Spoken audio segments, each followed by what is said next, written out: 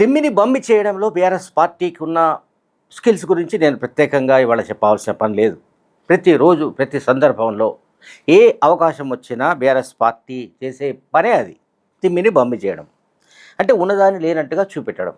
ఇప్పుడు జూబ్లీస్ ఉప ఎన్నిక సందర్భంగా జరుగుతున్న ప్రచారంలో బీఆర్ఎస్ పార్టీ చేస్తున్న ప్రచారం ఏమిటంటే హైడ్రాను ఒక ప్రచారాస్త్రంగా, ప్రధాన ప్రచారాస్త్రంగా మలుచుకున్నట్టు కనిపిస్తోంది. ఎందుకంటే కేటీఆర్ కానీ ఆ పార్టీ నాయకులు కానీ ఎక్కడికి వెళ్ళినా, రోడ్ షోలో కానీ మరొక చోట కానీ వేలాది మంది పేదల ఇళ్లను కూల్చిపారేసింది ఎవరు? కాంగ్రెస్ ప్రభుత్వం. అండ్ ఇంకేం చెప్తోంది, ఈ నెల 11న కారు గుర్తుకు ఓటేయండి, ఈ మొత్తం ఈ ఈ బుల్డోజర్ల వ్యవహారం అంతా ఆగిపోతుంది.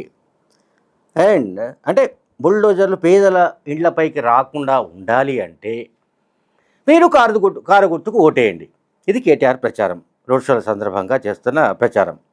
అంటే కాంగ్రెస్ ప్రభుత్వం పట్ల ప్రజల్లో వ్యతిరేకత రావాలి అంటే, ఇప్పుడు జూబ్లీహిల్స్ కాన్స్టిట్యుయెన్సీ నేను చాలాసార్లు చెప్పాను, ఇది ఒక టిపికల్ కాన్స్టిట్యుయెన్సీ. పేరు వినగానే మనకు అదొక సంపన్నుల నియోజకవర్గం అని అనుకుంటాం, కానీ అది సంపన్నుల నియోజకవర్గం ఏం కాదు, పూర్తిగా సంపన్నుల నియోజకవర్గం కాదు. ఏదో ఒక సమ్ పాకెట్స్ కొన్ని చోట్ల తప్ప రిమైనింగ్ అంతా కూడా బస్తీలు అండ్ మురికివాడలు, కార్మికులు ఎక్కువగా ఉండేవాళ్ళు అండ్ రోజువారీ కూలీ పనులు చేసే ప్రజలు, కుటుంబాలు అండ్ ఎస్సీ ఎస్టీ బీసీ మైనార్టీలు ఎక్కువగా ఉన్న కాన్స్టిట్యుయెన్సీ ఇది. సో జూబ్లీహిల్స్కు ఇది భౌగోళికంగా అంటే ఈ సామాజిక పరంగా కూడా ఇక్కడ డిఫరెంట్ కమ్యూనిటీస్ ఉన్నాయి. అయితే సాధారణంగా ఓటింగ్ పర్సెంటేజ్ ఎక్కువగా జరిగేదంతా కూడా ఈ బస్తీల్లోనే. ఈ బస్తీల్లో నివసిస్తున్న వాళ్ళదే ఎక్కువగా పోలవుతాయి ఓట్లు. అందువల్ల ఆ ఓట్లు ఎక్కడ అధికారంలో ఉన్న కాంగ్రెస్ పార్టీకి వెళ్తాయేమోనన్న ఆందోళనతో కేటీఆర్ హైడ్రా అనే ఒక పాయింట్ తీసుకొని ఇంకా దాన్ని ఉధృతంగా ప్రచారం చేయడం ప్రారంభించాడు. ఆయన మామూలుగా కాదు.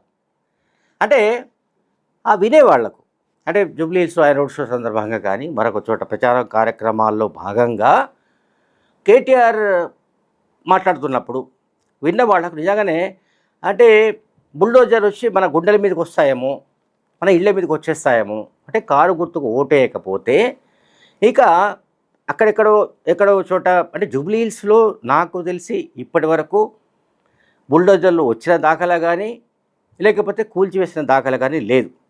ఇది జూబ్లీహిల్స్ కాన్స్టిట్యుయెన్సీ పరిధిలో.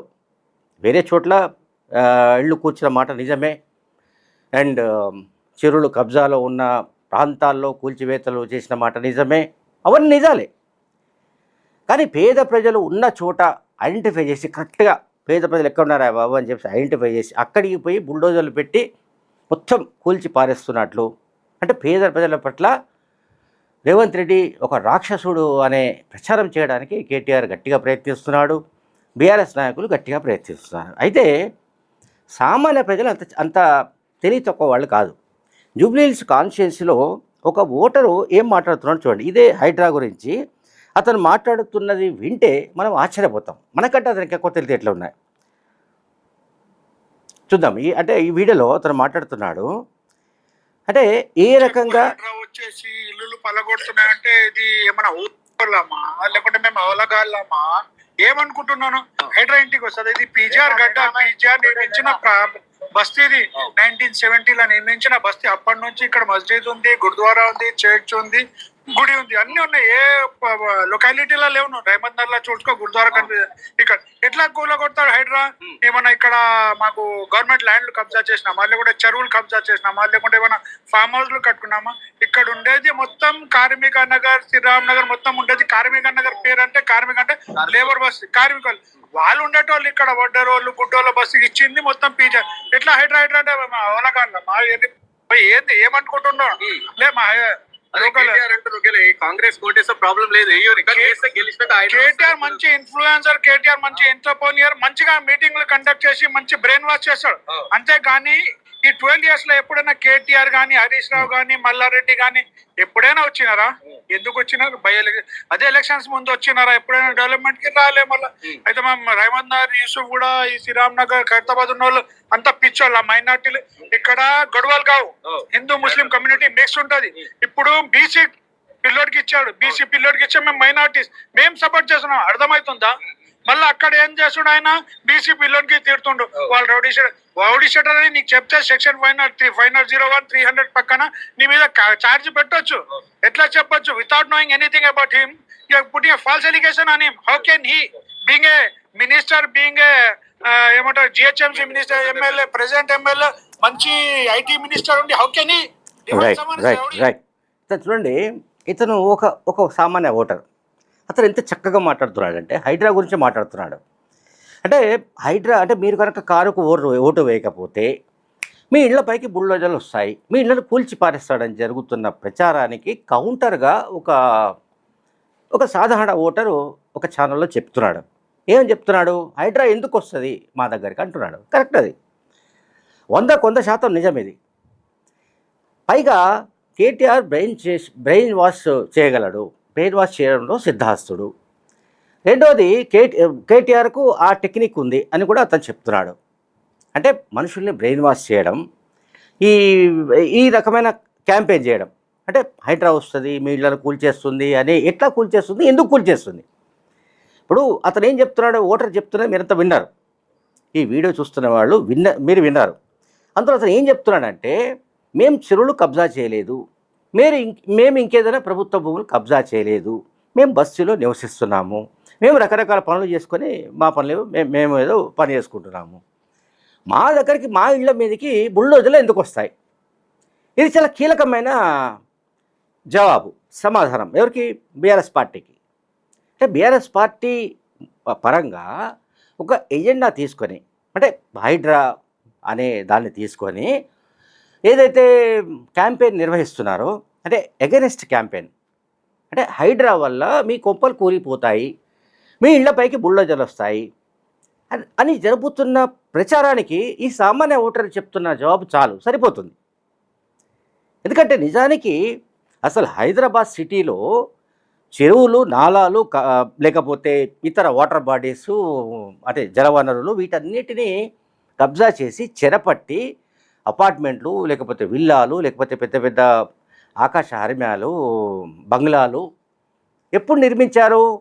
2014 నుంచి 2023 చివరి వరకు ఆ 10 ఏళ్ల కాలంలో ఈ భీభత్సం అంతా జరిగింది, ఈ విధ్వంసం అంతా జరిగింది.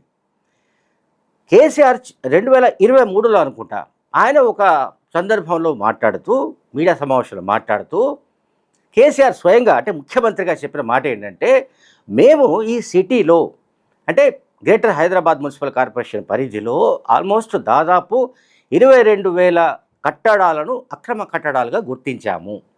అంటే చెరువులు, నాలాలు, లేకపోతే ఇటువంటి అన్ని కబ్జా చేసి నిర్మించినట్లుగా గుర్తించాము. వాటన్నిటిని నిర్దాక్షిణ్యంగా కూల్చి పారేస్తామని చెప్పాడు. ఎవరు? కేసీఆర్. అదే పని ఇప్పుడు ముఖ్యమంత్రిగా రేవంత్ రెడ్డి చేస్తుంటే, అంటే అక్రమంగా నిర్మించుకున్న కట్టడాలు కానీ, భవనాలు కానీ, లేకపోతే ఇళ్ళు కానీ, ప్రభుత్వ భూములు ఆక్రమించుకొని నిర్మించిన వాటిని కూల్చివేస్తే, లేకపోతే చెరువులు, నాలాలు కబ్జా చేసి కట్టుకున్న వాటిని కూల్చివేస్తే, అదేదో పేద ప్రజలపైకి బుల్డోజర్లు తీసుకుని వచ్చేస్తున్నారు, కూల్చి పారేస్తున్నారు. కనుక జూబ్లీహిల్స్ కాన్స్టిట్యుయెన్సీలో కూడా ఇక ఈ రకంగానే జరుగుతుంది. మీరు 11వ తేదీన పోలింగ్ రోజు కారు గుర్తుకు వేయండి, లేకపోతే నెక్స్ట్ డే నుంచి బుల్డోజర్లు వచ్చి మీ ఇల్లు కూల్చేస్తారు. అండ్ ఆయన ఇంకొకటి చెప్తున్నాడు, మీరు పదే పదే ఇక్కడ కాంగ్రెస్ అభ్యర్థి నవీన్ యాదవ్ రౌడీ షీటర్ అని అంటున్నారు. ఆయనకు రౌడీ షీటర్, అతను రౌడీ షీటర్ కాదు.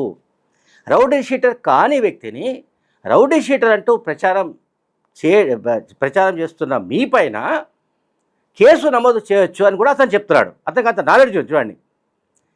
అంటే ప్రజలకు, సాధారణ ఓటర్లకు ఉన్న నాలెడ్జ్ రాజకీయ నాయకులకు కానీ, లేకపోతే జర్నలిస్టులకు కానీ, ఇంకే పెద్ద హేమాహేమీలకు కానీ, ఏ రంగంలో నిష్ణాతులైన వాళ్ళకు కూడా, సాధారణ ప్రజలకు, సామాన్య ఓటర్లకు ఉండే నాలెడ్జ్ మరొకరికి లేదని మనకి ఓటర్ చెప్తున్న దాన్ని బట్టి అర్థమవుతుంది. Thank you very much.